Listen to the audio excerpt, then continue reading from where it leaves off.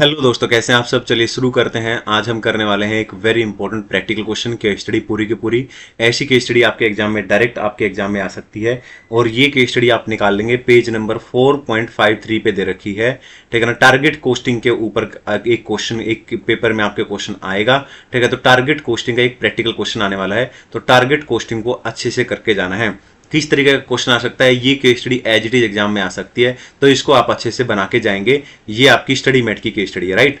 तो इसके अंदर क्या है, ठीक है ना, इसके अंदर ये भाषण दे रखा है पूरा का पूरा, आप इसे कर देंगे इग्नोर।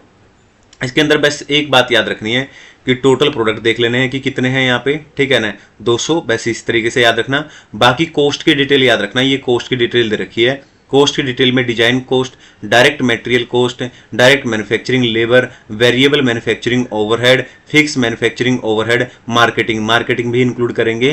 ठीक है ना। यहाँ पे कोस्ट के अंदर हम क्या लेते हैं, कोस्ट के अंदर, ठीक है ना, मार्केटिंग भी इंक्लूड करते हैं। जब तक कि कस्टमर तक कोई प्रोडक्ट नहीं पहुंचता, सारी चीजें कोस्ट के अंदर इंक्लूड करते हैं। अब हम इसके एमसीक्यू सोल्व करना शुरू कर देते हैं। पहला एमसीक्यू देखेंगे आप इसका। पहले एमसीक्यू में क्या कहता है, ये पढ़ लेते हैं। ये कहता है टारगेट प्रॉफिट, ठीक है ना, target profit is required 25% of revenue if the sale price, ठीक है ना, सेल प्राइस दे रखा है। सेलिंग प्राइस कितना है, 45,000। तो सेलिंग प्राइस हो गया 45,000, ठीक है ना।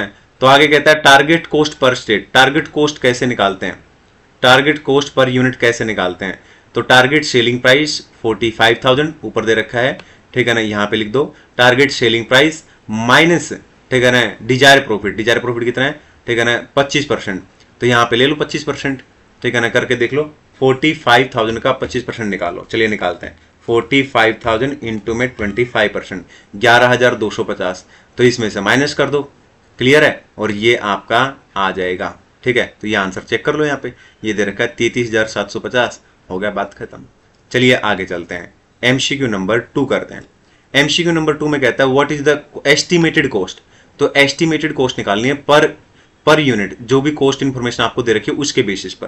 तो आपको करना क्या है, ये जितनी भी कॉस्ट दे रखी है ना, ये जितनी भी कॉस्ट दे रखी है, इन सब का टोटल कर लेना है, ठीक है ना। इन सब का, ये जो कॉस्ट दे रखी है, इन सब का टोटल कर लो, ठीक है ना।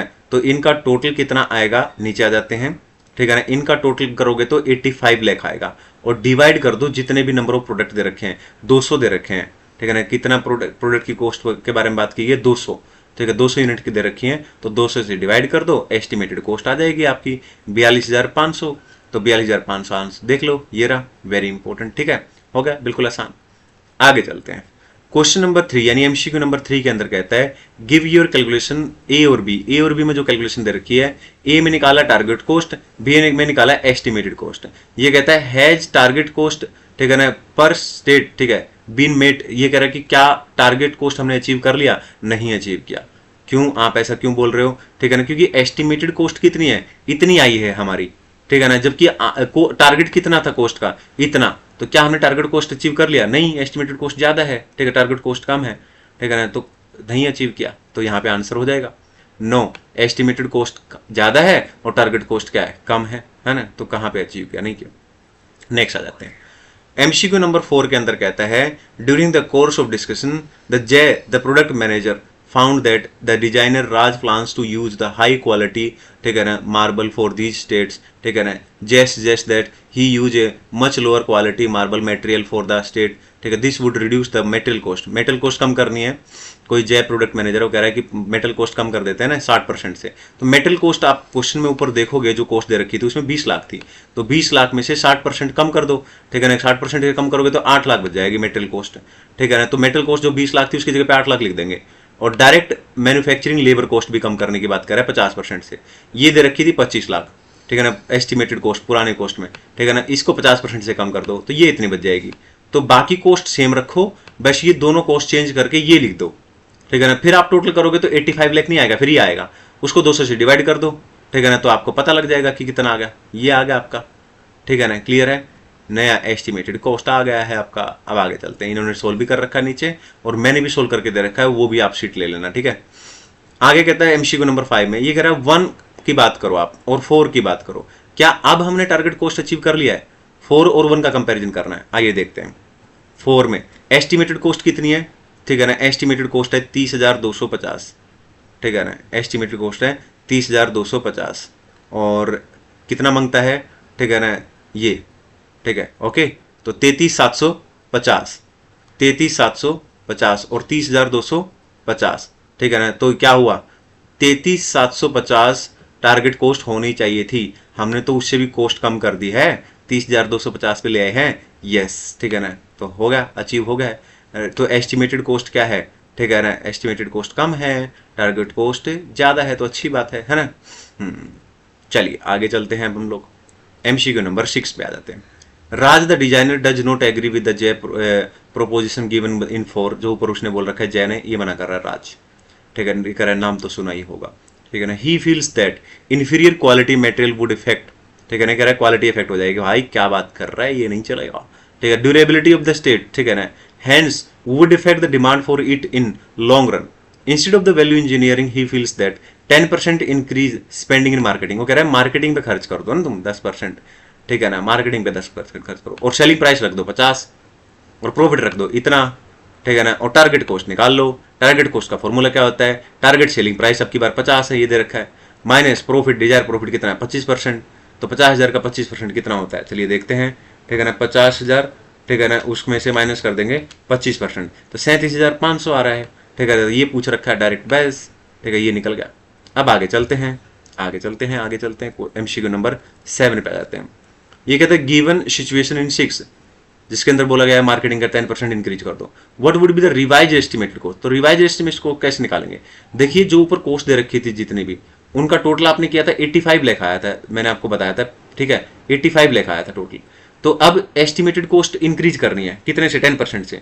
तो एस्टिमेटेड कॉस्ट कितनी, एस्टिमेटेड कॉस्ट कह रहा हूँ, मार्केटिंग कॉस्ट कितनी दे रखी थी, 10 लाख, ठीक है ना, उसमें 10% इंक्रीज करोगे, यानी कि ठीक है कितना हो जाएगा, वो 11 लाख, 10 लाख का 10% 1 लाख, और 10 लाख में जोड़ोगे तो 11 लाख आ जाएगा। तो यानी कि कुल मिला के ये कह लो ना कि 1 लाख से बढ़ाना 85 लाख को, तो 86 हो जाएगा, 200 यूनिट से डिवाइड कर दो तो ये आ जाएगा 43, ये रिवाइज एस्टिमेटेड कॉस्ट आ जाएगा। इससे तो कॉस्ट और बढ़ गया ना। चलिए आइए आगे चलते हैं। ये कह रहा है 6 और 7 का कंपैरिजन करो, टारगेट कॉस्ट बताना है कि क्या मेट हो गया है 6 और 7 में। आइए 6 और 7, 7 ये रहा, एस्टिमेटेड कॉस्ट इतनी है, ठीक है ना, 43 हमारी आई है, और टारगेट इतना है, नहीं हुआ मेट, क्योंकि टारगेट कॉस्ट हमसे ज़्यादा है ना हमारे, तो ठीक है, तो नहीं हुआ, नहीं हुआ, तो यहाँ आ जाते हैं। तो ये कह रहा है नो एस्टिमेटेड कॉस्ट, ठीक है ना, जो है वो ज़्यादा है और टारगेट कॉस्ट कम है आपकी। अब आ जाते हैं क्वेश्चन नंबर 9 पे। What is the estimated profit पूछा है 4 और 6 का कंपैरिजन करते हुए, ठीक है ना। तो 4 और 6 का कंपैरिजन करोगे, सबसे पहले याद करो, ठीक है ना, प्राइस कितना था अपना 45,000, ठीक है ना, और कॉस्ट कितनी थी, ठीक है ना, 30,200, 4 पे हमने जो कॉस्ट निकाली थी वो थी 30,250, ठीक है ना, तो ये आ जाएगा 14,750। और अगर हम बात करें इसकी 6 के साथ, ठीक है ना, तो यहाँ पे थी हमारा सेलिंग प्राइस था 50,000 और कॉस्ट कितनी थी 43,000, ठीक है ना, तो ये आ जाएगा 7,000, ये वाला आ जाएगा। क्लियर है।